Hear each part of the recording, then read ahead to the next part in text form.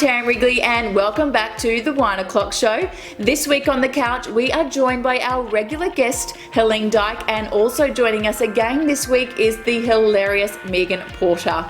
We chat about road rage, the vagina dress, faking your own death, and of course we chat about the Catholic Church. So grab yourself your wine, kick off those heels and enjoy this week's episode.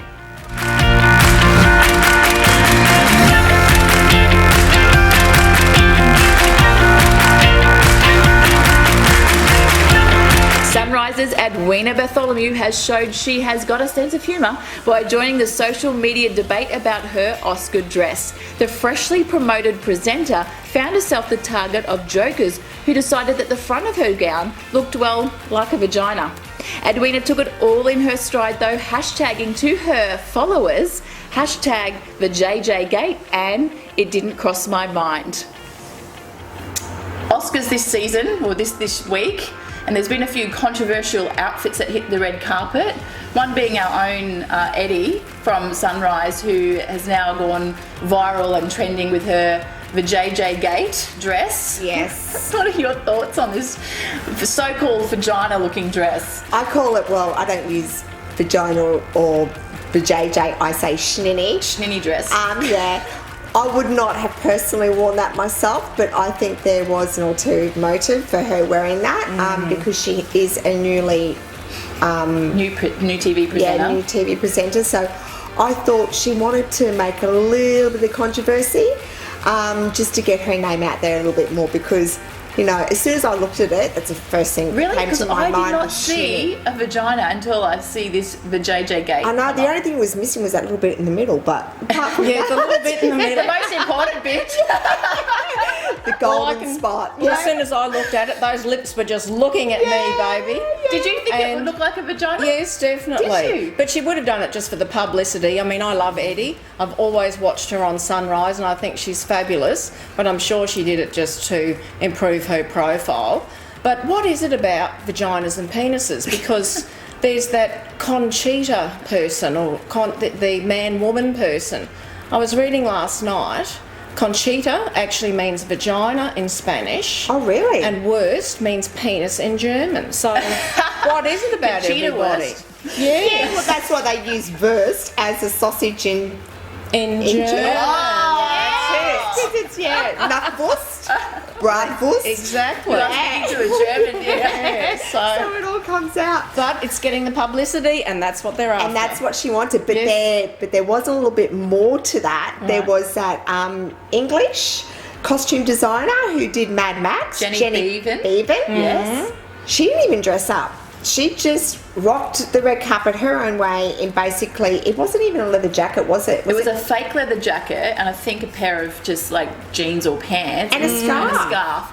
And she was then snubbed because it's all about the glamour. It's all about who are you wearing, Versace, you know. Of course it is, because those events are all about the glamour. Yeah. And if she wants to do that, at least she could have worn a beautiful glamorous tuxedo or something like that. Well, you know, you've seen like Celine Dion wearing that backwards tuxedo and she's looking very gorgeous, you know, but she just thought, nah, not doing it. And even she won the Oscar for Best Costume for Mad Max that night, and no one applauded. There was very minimal applause when she was walking up to the stadium. Yes, and did you see the look on Kate Winslet's face? Was she horrified? Absolutely. Yeah, sort of with the gritted teeth looking, thinking, Yeah. how on earth could anybody come to the Oscars looking like Look, that? I get both sides. I mean, you look at her and the way that she is, and she's not flamboyant in that extreme. She's probably feeling like she's not a girly girl. No. I don't want to dress in this, you know, these gorgeous gowns.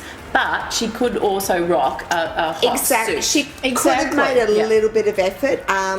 You know, she's probably very self-conscious as a person herself, but the big buffy hair, the no makeup, it was like she just walked off the streets. And I'm sorry, somebody say she looked like a bag lady. yeah. Well, she did look like a bag lady. But so you know what? When it make comes some to that, effort. well, that's exactly right. We have these events for us women to make the effort and to get dressed up. Oscars is an international event, so she should have gone to some form of effort to make herself still feel comfortable. Exactly. But dress a little bit more for the occasion. You can't rock up to those events like that. Even the men don't. The men are in suits. No, they don't. So, exactly. yeah, it's all about glamour. Cardinal Pell meets with Pope Francis ahead of a second day of testimony at the Royal Commission. Cardinal Pell insists he knew nothing of the pedophile priests, and council claims Pell's ignorance was implausible. Also this week, we sort of got to touch a bit on this, the Catholic Church and what's happening there. It's been trending all over the news and all over Facebook. Megan, thoughts? Oh, look, I just think the whole thing's just tragic, because religion really is at the heart of our society. We're all told from an early age to believe in God, and it's just making a whole mockery of the Catholic system. And I think that George Pell he's only just telling somewhat of the truth, but not the whole truth, and really just overlooking and brushing aside all his responsibilities. Do you believe that he knew what was going on? Oh, in the Catholic totally, Church? absolutely. And when I saw that girl the other night that had been abused, and she told the school principal, and he was simply sacked.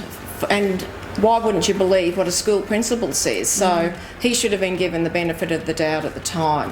Why do you think it's taken 30 years though? Like, this is, I don't understand why these things aren't addressed earlier on. At the time. I think, sorry to interrupt. No, you're right. I think that if you know people that have been sexually abused, they think that if going to a person that they're supposed to trust and supposed to protect them, speaking out and saying, look, this is happening, and them not doing anything, they're just going to go back into their shells, because they're thinking there's nobody there. If I can't turn to this person, if this person isn't going to help me, I've got nobody else. So they feel alone.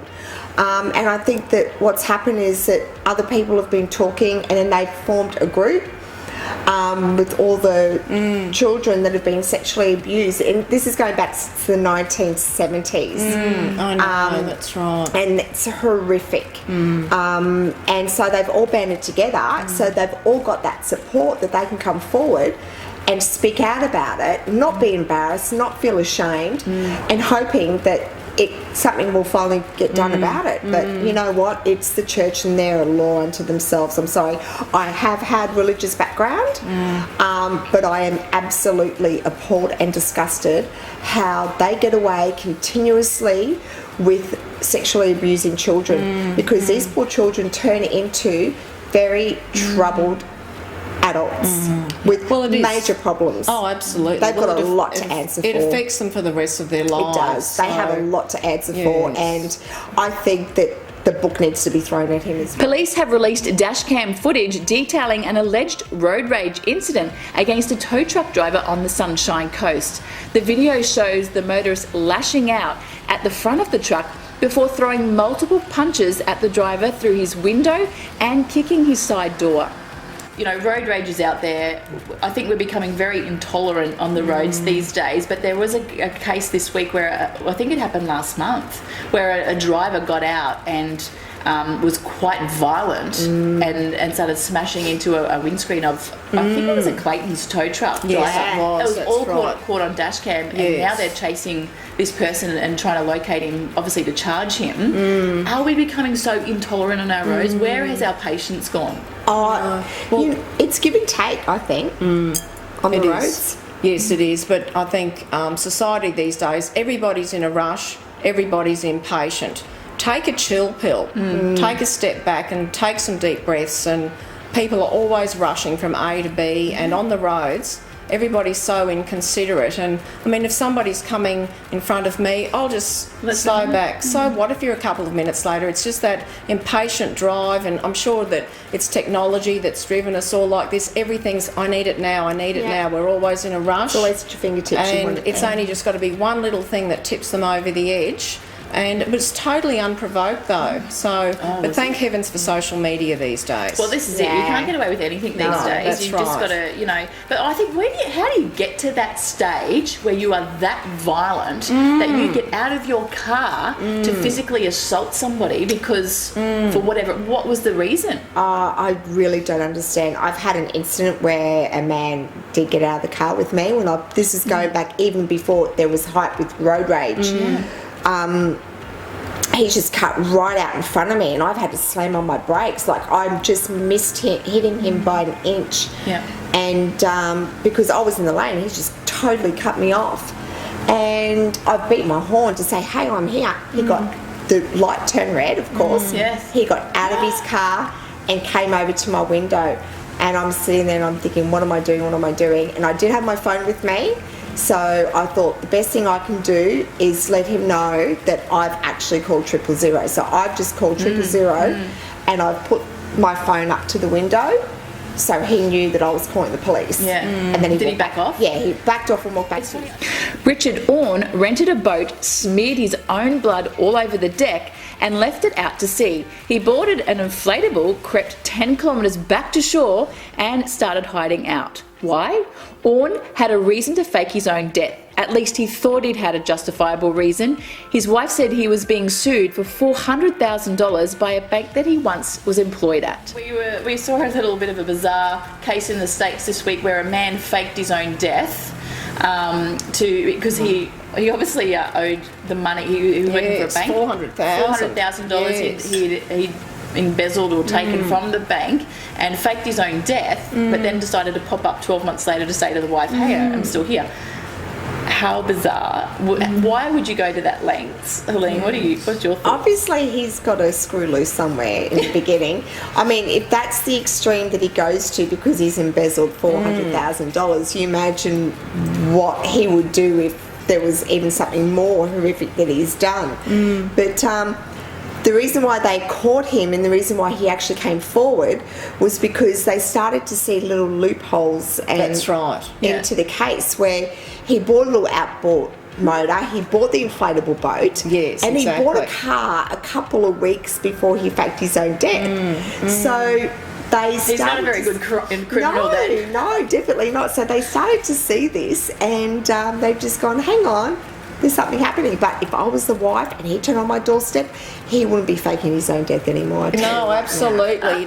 I'd be throwing him over that boat with some rocks, bricks on his feet, and he won't be coming back up. No. But the emotional distress that he would have caused to his friends and family. I know. But when I first heard about it, I thought it reminded me it's a great movie script, isn't it? Yeah. And I think it reminded me a bit of Sleeping with the Enemy with Julia Roberts years ago when she faked her death, but there was blood everywhere. But he did some of the with the blood and everything like that on the boat. How did he, he's obviously gone to that extent where he's extracted blood from his body, smeared it all over the boat. Exactly, to make it look like. And wasn't there a knife as well? Crime. I think there was a knife too. But to have, the boat and everything else ready and the second truck for a getaway.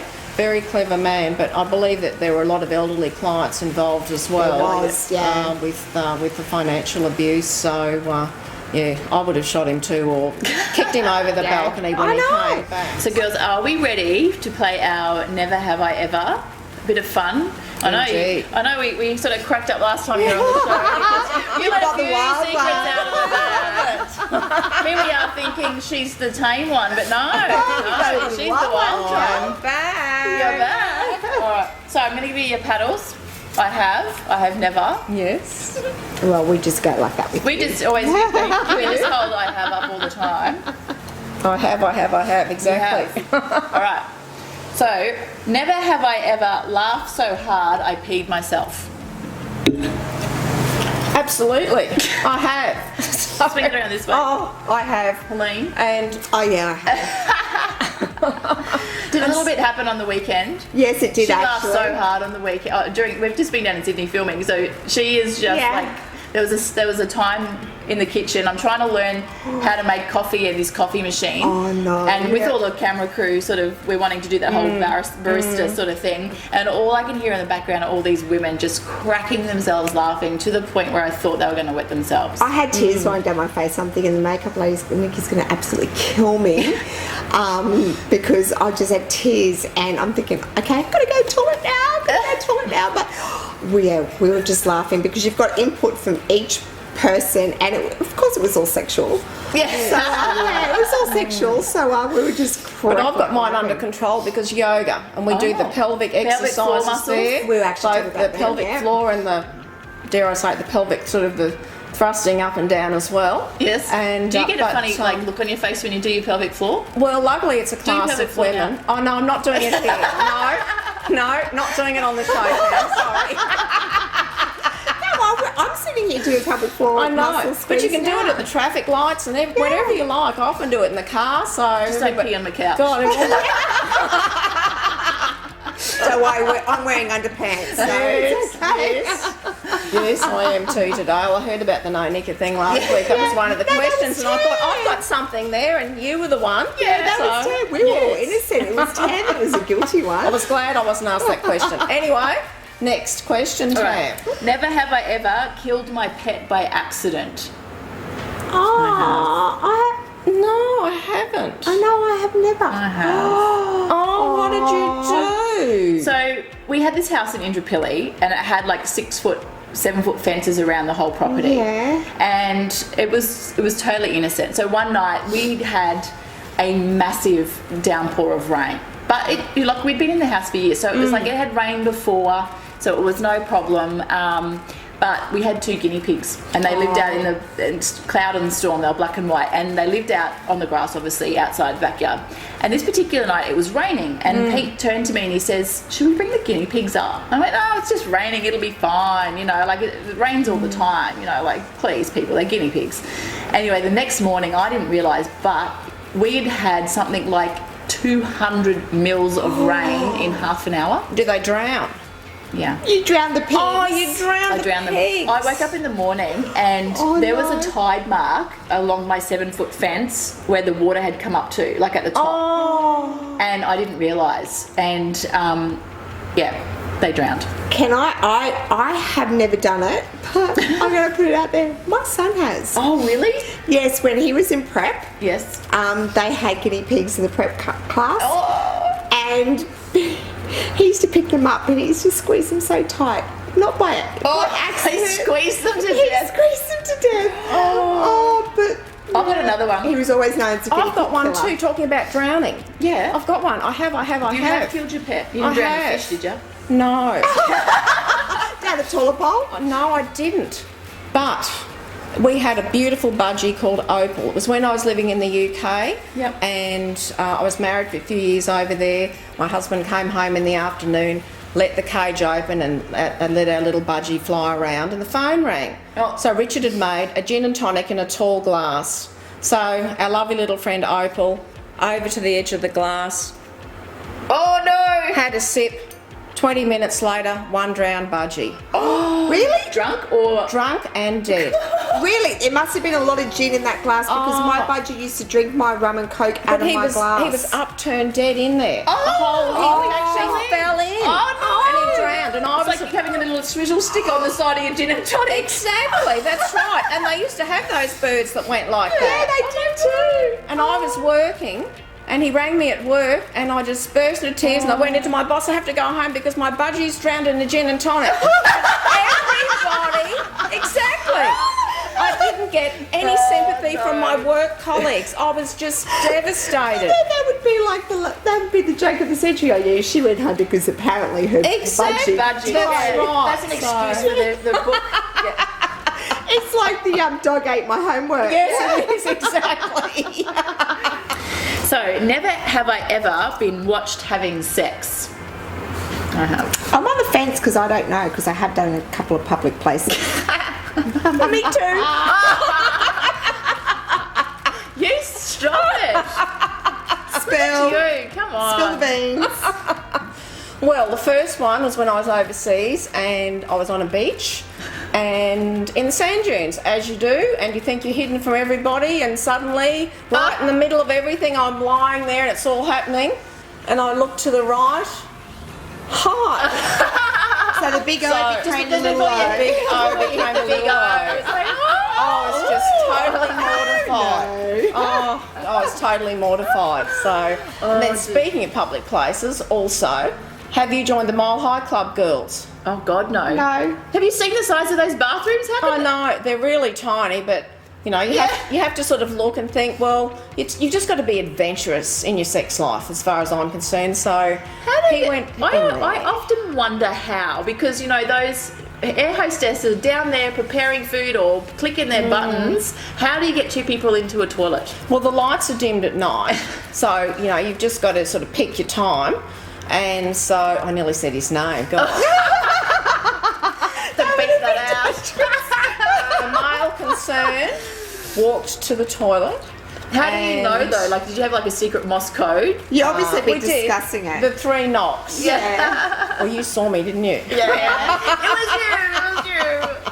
I'm still trying to visualise how to do it in the cubicle that you've with that. I know, because you small can amount of barely space. yourself sort of get I'm in there trying to and see what sit down positions you could do it in. Yes, well, it was a bit unusual. I thought, oh, how are we going to do that? But anyway, he suggested, I nearly said his name again, so he's sitting there. So you sit on top, facing him.